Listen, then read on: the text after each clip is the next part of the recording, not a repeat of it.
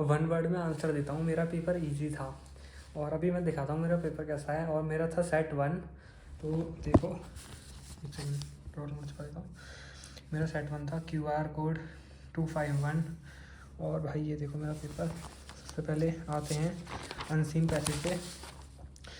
इसमें सबसे इजी था अनसीन पैसेज मेरे लिए, क्योंकि इसमें ये कॉमन सेंस का थे सारे क्वेश्चन।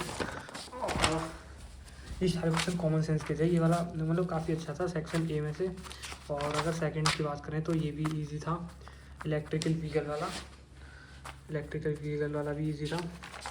और इसके भी सारे क्वेश्चन इजी थे। इसमें कितने क्वेश्चन थे? 11 इसमें ये सारे इजी थे। ये मतलब सबसे इजी मेरे लिए अनसीन पैसेज था, क्योंकि इसमें मुझसे सारे क्वेश्चन हो गए थे। एक दो कट सकते हैं फिर भी। तो सबसे पहले देखते हैं। फिर उसके बाद आता है ग्रामर में यहाँ सेक्शन भी। यहाँ पे सारे मतलब ग्रामर में तो वही होता है जो देखने में जो अच्छा लगता है, पढ़ने में जो अच्छा लगता है, वही हम आंसर टिक करते हैं। मैंने भी वही किया है। और इसमें मेरे सारे मतलब ठीक थे। इसमें एनी 10 करने थे 12 में से। तो ग्रामर थोड़ा सा हार्ड था मेरे लिए। और उसके बाद ग्रामर उसके बाद क्रिएटिव राइटिंग स्किल। इसके अंदर मैंने ये ए और बी मैंने ये वाला किया था, क्योंकि ये इजी था। इसमें ये जो कॉमन सेंस है, गार्बेज डंप्स और सिटी, ये सब मैंने इजी किया था।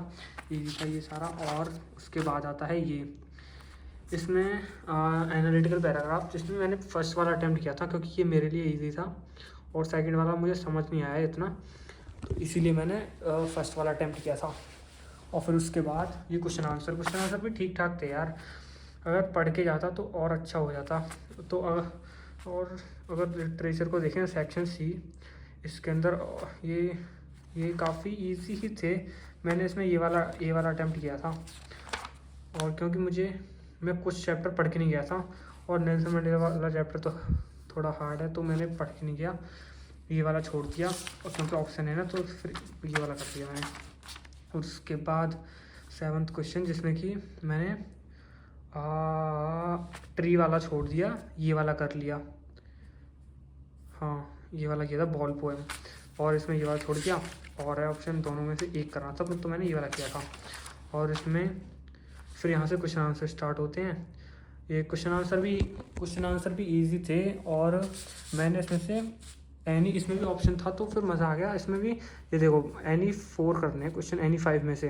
तो फिर मैंने इसमें से 5 किए थे। मैंने ये दी प्रपोजल वाला चैप्टर पढ़ा नहीं था अच्छे से, तो फिर मैंने ये वाला छोड़ दिया।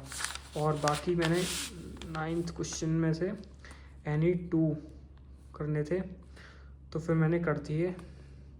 ग्रिफिन वाला नहीं किया, ये किया था सेकंड, और ये थर्ड। और ये इसमें तो फिर बाकी हो ही गया मेरा। अगर देखा जाए तो मैथ्स के पेपर से बहुत आसान था, और मतलब 60 से ऊपर आ सकते हैं मेरे, 60 से ऊपर आ सकते हैं। अगर चेकिंग ईजी हुई तो यार मेरे मैथ्स में भी ज़्यादा आ सकते हैं, क्योंकि वो मैंने ठीक ही किया था। अगर मतलब चेकिंग लीनियंट हुई तो मार्क्स ज़्यादा आ सकते हैं। और अब 3 दिन का गैप है साइंस के पेपर के लिए, उसके लिए पढ़ना होगा।